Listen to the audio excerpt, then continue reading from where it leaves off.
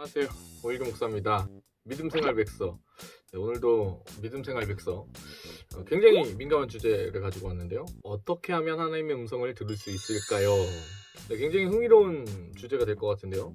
제가 사실은 이거 원고만 한 30장을 아무튼 이 친구가 30장 다 하면 죽을 수도 있어가지고 진행을 잘 해보도록 할게요. 자, 믿음생활 백서. 어떻게 하면 하나님의 음성을 들을 수 있을까요? 지금 시작해봅니다. 믿음생활 백서. 네, 안녕하세요. 저는 여러분의 신앙생활 올바를 수 있도록 쉽게 설명해주고 풀어서 이야기해주는 목사 오일교 목사입니다. 믿음생활의 모든 것.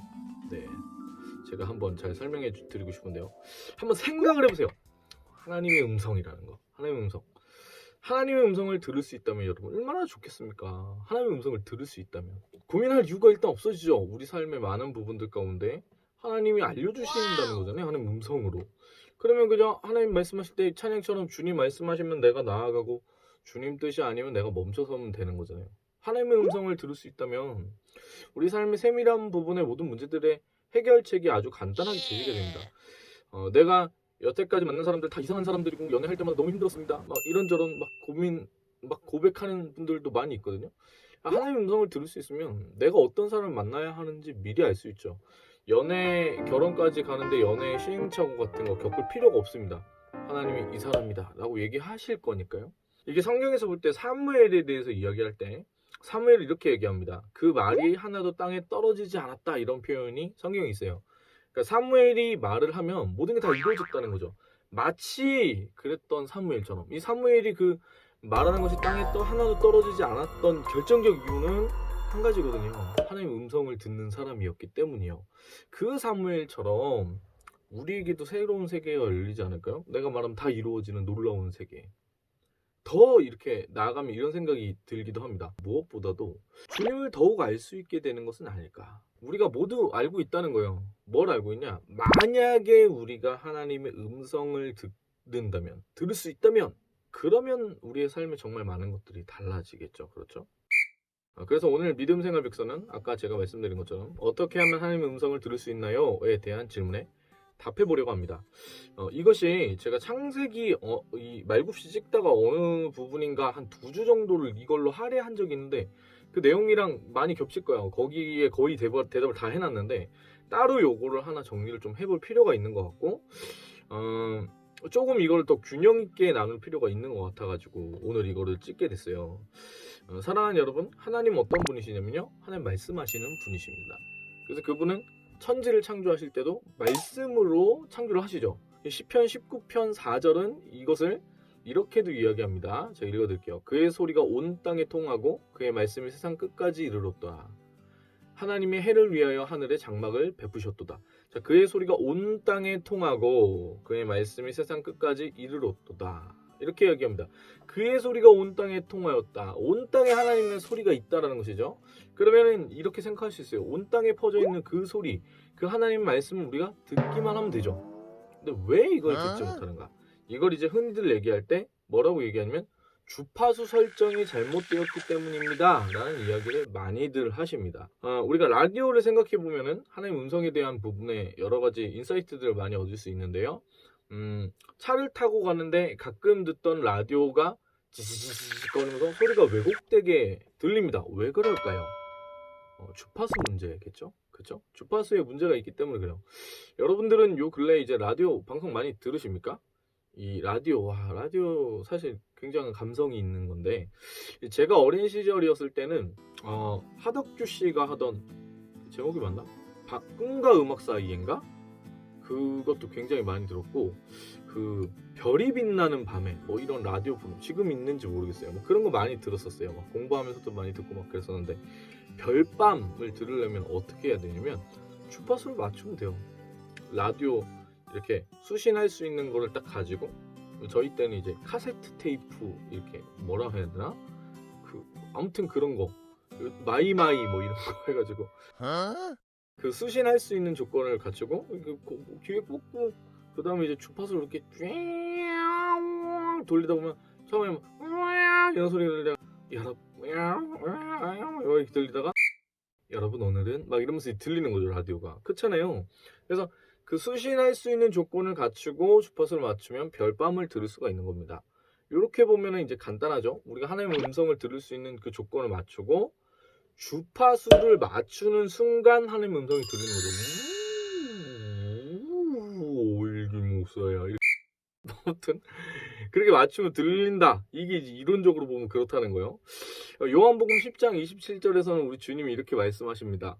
내 양은 내 음성을 들으며 나는 그들을 알며 그들은 나를 따르느니라. 자, 이 주님 오늘 이야기하시는 이 10장 27절의 말씀을 보면은 더 클리어해져요. 내 양은 내 음성을 듣는다. 그래서 하나님의 종인 우리, 하나님의 자녀인 우리, 하나님의 양인 우리가 당연히 주님의 그 음성을 들을 수 있어야 한다는 것이죠. 그러니까 주님이 이렇게 얘기하시는 그 오늘 이 본문의 그 10장 27절 요한복음 말씀을 보면은 이 주님의 음성을 듣는다는 것은 양인 우리에게 선택의 영역이 아니라는 거예요. 필수적인 영역이라는 겁니다. 그래서 반드시 들을 수 있어야 한다. 이게 이제 팩트인 거예요. 근데 문제가 하나 있어요. 지금까지 제가 이렇게 이야기하는 걸 들으시면 좀 설레었을 수 있어요. 목사님 이야기 들으면 하나님의 음성 나 들을 수 있으면 진짜 좋겠는데 진짜 들을 수 있겠다. 그럴듯하다.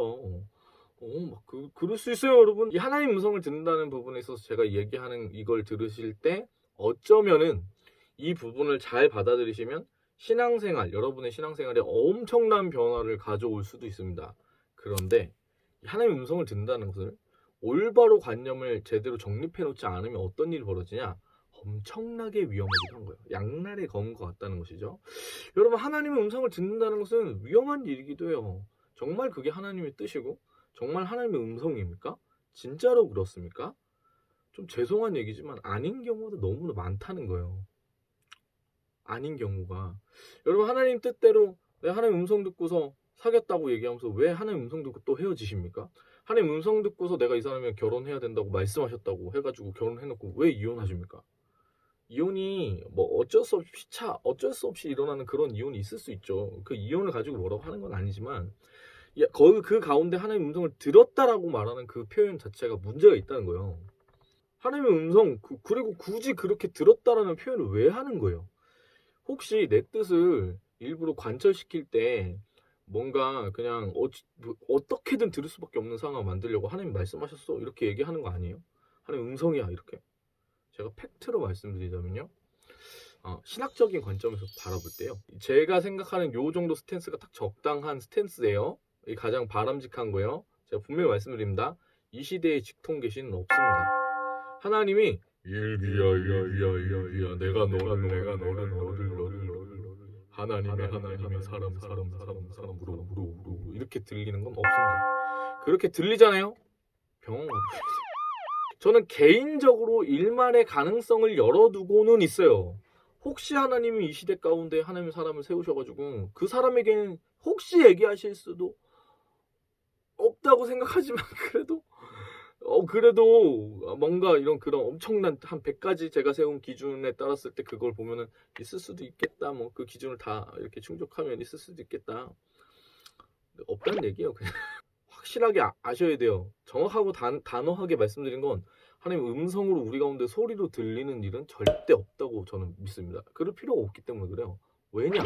성경 말씀을 주셨거든요. 그래서 그 말씀 안에서 우리가 하나님의 뜻이 확인되어지는 것이고 그 성경 말씀, 특별 계시인 성경의 그 말씀으로 말미암아서 우리 가운데 하나님의 음성이 확인되어지고 들려지는 겁니다. 그러니까 따로 그 사운드로 일기야 이렇게 들릴 필요가 없는 거예요. 자, 그러면 하나님의 음성은 없는가? 자, 이게 없습니다. 하나님의 음성은 없어요. 그렇게 따지면 없어요. 그런데 하지만 분명히 있어요. 뭐가 없는 거냐? 일기야 이렇게 부르는 사운드, 그 목소리로 들리는 하나님의 음성은 여러분 생각하는 그건 없어요. 근데 있다라고 얘기하는 뭐냐? 인도하시는 하나님의 음성. 목자로서 우리 가운데에 하나님 그 인도하시는 하나님 손길, 그게 있는 것이죠. 그게 있는 거예요. 하나님의 인도하심이 있고 우리를 향한 하나님의 그 뜻이 흐르고 있는 것은 있는 겁니다. 근데 굳이 그 뜻이 구체화돼가지고 우리 이름을 부르시면서 이렇게 하는 그건 없어요. 그 사운드는 없어요. 누가 봐도 소리로 들렸다. 이거는 없어요. 그거는 없다는 거예요. 그래서 이 관점으로 보면요, 이 하나님의 음성이라고 얘기할 때 사실 이 표현이 조금 많이 위험한 겁니다. 그래요.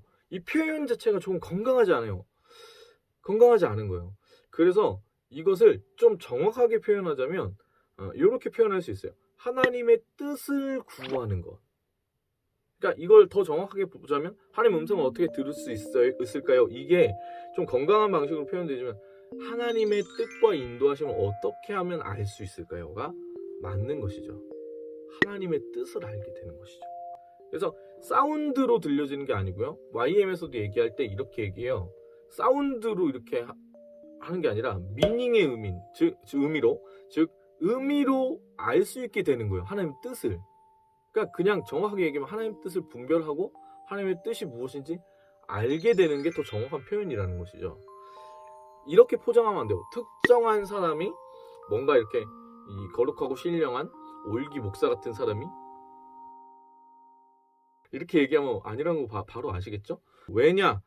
양은 목자의 음성을 듣는다라고 하셨죠. 예수님께서. 이게 무슨 뜻이냐면 예수님을 주라 시인하는 모든 그리스도인들에게 하나님의 음성, 인도하시는 그 성령님께서 우리를 붙잡으시고 인도하시고 뜻을 알려주시는 그 방법들이 우리 가운데 열려있던 거예요. 모든 사람들에게요. 모든 사람들에게. 그러니까 특별한 몇몇 사람에게 주어진 게 아니란 얘기예요. 자, 눈을 감고 한번 생각해 보세요, 여러분. 자, 눈을 감고. 자, 하나님 뜻은 무엇일까요? 음악 하나 깔리고 뭐 명상의 시간처럼 하나님의 뜻. 여러분, 하나님의 뜻은 무엇일까? 뭐 그렇게 할 필요도 없어요. 자, 눈 감지 마시고, 자, 주님이 말씀하십니다. 언제나 똑같은 상황에서 말씀하세요. 뭐라고 말씀하십니까? 주님이 지금 이 영상을 보는 당신에게 말씀하십니다. 사랑한다 라고 말씀하시죠. 내가 너를 사랑한다고. 그렇게 말씀하시는 분이 하나님이십니다. 그래서 뭐라고 말씀하세요? 너도 너를 아끼고 사랑했으면 좋겠다고. 그리고 또 어떻게 말씀하세요? 너뿐만 아니라 내가 너에게 허락한 다른 주변에 있는 많은 사람들도 사랑했으면 좋겠다라고 얘기하십니다. 간단하지 않습니까? 그러면 이렇게 얘기하면 누군가 얘기해요. 에이, 목사님 그것이 누구나 다 말할 수 있는 거잖아요. 제가 지금 필요로 하는 건 다른 게 아니에요. 내 직장을 어떻게 하면 들어갈 수 있는지, 내가 누구랑 사귀어야 되는지 이런 거 말씀해 달라고요, 목사님. 맞아요. 모든 사람들에게 동일하게 말씀하시기 때문에 당연하게 하는 말을 당연하게 하는 게 맞는 거예요. 그러니까 이게 뭐냐면 누구나 다 말할 수 있는 그게 하나님 우리 가운데 말씀하시는 거라니까요. 그게 진짜 하나님의 그 뜻이에요. 네, 별스러운 걸 막 구하는 게 이상한 거예요. 자, 당신이 지금 누구랑 사귀고 마느냐는 별로 하나님의 뜻 가운데 중요한 주제가 아닐 수 있어요. 누구를 만나서 사귀느냐보다 누구를 만나든 간에 그 가운데에 우리의 마음의 중심이 하나님을 향하고 하나님께 영광이 될 만한 방법으로 내가 그 연애를 가져가고 있는가가 더 중요하다는 겁니다. 때때로 당신이 어떤 직장 가운데 어떤 일을 하느냐는 별로 중요하지 않을 수 있어요. 왜냐? 당신이 어떠한 일을 하건 하나님 당신을 사랑하십니다. 그래서 그 어떤 일의 종류보다 그 일을 할 때 여러분이 어떠한 마음으로 어떠한 태도로 어떠한 생각으로 하나님 앞에 일을 하고 있느냐가 더 중요할 수 있다는 거예요. 이게 아주 간단해요. 하나님 뜻을 어떻게 하면 분별할 수 있냐, 하나님 인도하시면 어떻게 받을 수 있냐. 네, 가장 건강한 방법은요, 제 식대로 음성을 듣는다. 이걸 제 식대로 하면 하나님 뜻을 알게 되는 거라고 했잖아요. 아주 간단해요. 그거는 하나님이랑 친하면 돼요. 친하면 돼요. 친밀함 가운데 있으면 알게 되는 거예요. 우리가 친구들이랑 막 아니면은 가장 가까운 형제들이랑 이렇게 있을 때 뭔가 할 때 말하지 않아도 통할 때가 있잖아요. 그죠? 그런 것처럼 친하게 됐을 때 하나님 가까이 늘 붙어서 있을 때 그때에 하나님의 마음을 알게 되는 시점이 오게 되는 거죠. 하나님은 그렇게 마음을 보여주시는 분이세요. 그 하나님의 말씀, 그 하나님의 뜻이 맞느냐 안 맞느냐를 바라볼 때 이것은 세 가지의 판별식을 가집니다. 첫 번째, 이게 하나님 음성입니까 아닙니까를 알려면 때때로 당신이 어떤 직장 가운데 어떤 일을 하느냐는 별로 중요하지 않을 수 있어요. 왜냐? 당신이 어떠한 일을 하건 하나님 당신을 사랑하십니다. 그래서 그 어떤 일의 종류보다 그 일을 할 때 여러분이 어떠한 마음으로 어떠한 태도로 어떠한 생각으로 하나님 앞에 일을 하고 있느냐가 더 중요할 수 있다는 거예요.